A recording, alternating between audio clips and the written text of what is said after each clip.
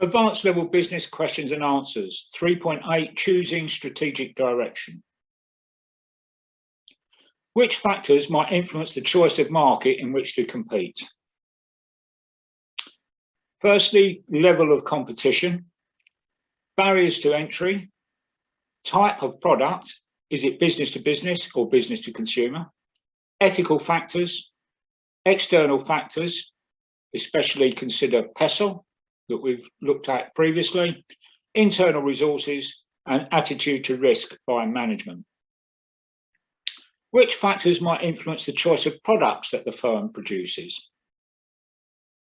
The firm's attitude towards research and development and the desire to produce new and innovative products. The firm's reaction to competitors. Can the firm develop Me Too products, which are essentially copycat products? The firm's response to changing technology, both in terms of new products and production processes. The firm might have to borrow to fund the development of new products. Explain the diagram. The matrix shows Ansoff's observations regarding the different risk factors associated with growth. The horizontal axis is concerned with existing and new products, whereas the vertical axis is concerned with existing or new markets. Looking firstly at the top left-hand quadrant, we have market penetration. This is the lowest risk form of growth, where a business attempts to sell more of the same product to the same market / customers.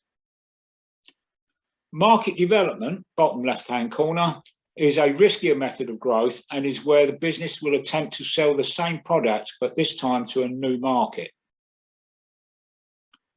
Product development carries a similar risk to market development.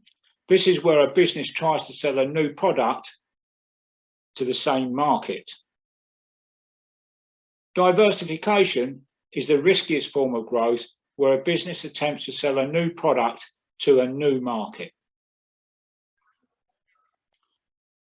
Ansoff's ideas can be depicted in a decision tree. The first decision to make is whether we make the same product or do we develop a new product. If we go with the same product, then do we sell it in the same market, which is market penetration, or do we try and sell it in a new market, which will be market development? If we go with a new product, we can try and sell it to our existing market, which is product development, or we can try and sell it to a new market, which is diversification. What does the term competitive advantage mean? This is when a business is able to do something that its competitors can't, which makes it more profitable. Porter identifies two types of competitive advantage. What are they? Cost advantage. This is the ability to decrease costs below that of competitors. And then differentiation advantage, where the business has a unique or better designed product, which is then heavily branded. Explain the diagram. This is Porter's strategic matrix, which shows market scope on the y-axis, either niche or mass, and has competitive advantage on the x-axis with either a cost focus or differentiation focus. Porter's strategy can be explained using another decision tree. Firstly, does the firm want to operate in a mass market or a segment of the market, i.e. selling to everyone or just a chosen few? After that, it needs to decide whether its source of competitive advantage is going to be least cost or differentiation. So on the left-hand side, we have our first decision. Do we go mass or do we go niche? If we go mass, are we going to be a low-cost provider like Amazon and Ryanair? Or are we going to go for differentiation like Apple or Mercedes? If we go for a niche market, again, are we going to go low cost like Lidl and Audi? Or are we going to go for differentiation, for example, Ducati and Ferrari?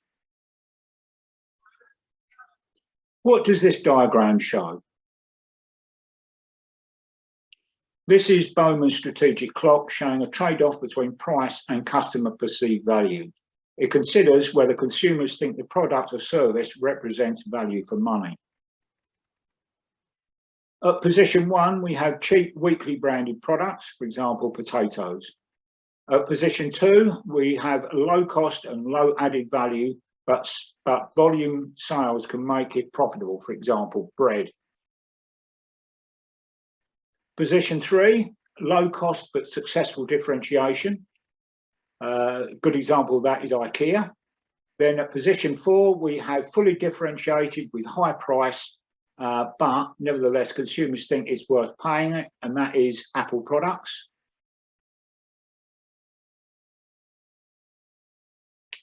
At position 5, deliberately highly priced products like Gucci, Rolex and Bugatti. This is an example of ostentatious consumption where people buy the product just to show that they can afford it. Position 6, quite highly priced, but consumers do not see much value. They are likely to switch to other products which offer more value. Position 7, where businesses charge high prices because they are in a dominant market position and people have no choice. A good example of this will be energy companies and high street banks. Position 8, the worst position of all, consumers can switch to cheaper products or others which offer better value. The business is stuck in the middle. An example of that would have been Nokia and Woolworths. Why might competitive advantage be difficult to maintain? Because a low-cost strategy can sometimes be matched by other competitors, thereby removing any competitive advantage. Differentiation can be undermined by the development of Me Too products, essentially copycats which become substitutes unless the original products are protected by patents, copyright, or trademark protection. That brings us to the end of 3.8. All that remains is a short multiple choice assessment. So if you have this sheet in front of you, then that's great. If not, then just jot down 1 to 10 and write the appropriate answer. So here we go. Question 1.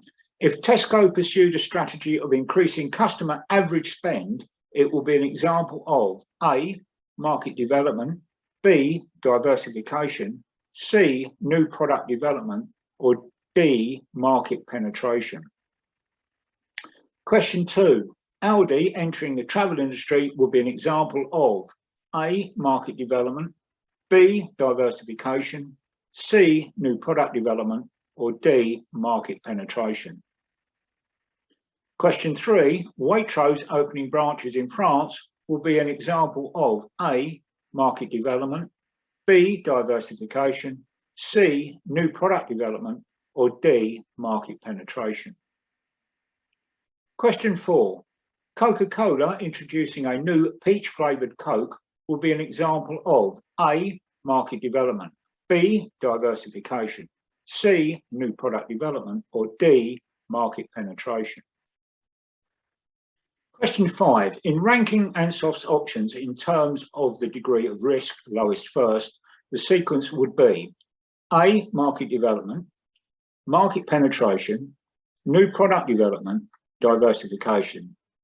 B, diversification, market development, market penetration, new product development. C, new product development, diversification, market development, market penetration. D, market penetration, new product development, market development, diversification. Question 6. Statement 1. Porter's generic strategy may be further broken down into differentiation focus and cost focus. Statement 2. Bowman's strategic clock shows the relationship between price and perceived values. Read statements 1 and 2 and then select the correct option. Question 7. For Porter, competitive advantage means that A, business sells more than other businesses. B, a business has better staff than its competitors. C, a business has more capital than its competitors. Or D, a business has something that allows it to be more profitable than similar businesses. Question 8. Porter suggests that there are 2 broad strategies that firms may use to obtain a sustainable competitive advantage. They are A, loss leaders or cash cows, B, low cost or differentiation, C, mass customization or generic, or D, high cost or standardisation. Question 9, statement 1. According to Bowman's strategic clock, the worst places for a business to be are positions 6, 7 and 8 because there is low perceived value but relatively high prices. Statement 2. According to Bowman's strategic clock, one strategy is to charge a very high price where consumers believe the product is not worth the money. Question 10. Which one of the following statements regarding maintaining a competitive advantage might Porter disagree with? A. Other firms are likely to copy successful products. B. The best position to be is in the middle, trying to be both least cost and differentiating. C. Low cost strategies may be matched by competitors. Or D. Patents and trademarks may help maintain differentiation advantage. Well, that brings us to the end of the multiple choice assessment. So let's see how you did. 1, D, 2, B, 3, A, 4, C, 5, D, 6, A, 7, D, 8, B, 9, B, 10, B. Okay, that brings us to the end of 3.8. So I'll see you next time when we look at 3.9 and look at how firms pursue strategic options. See you then.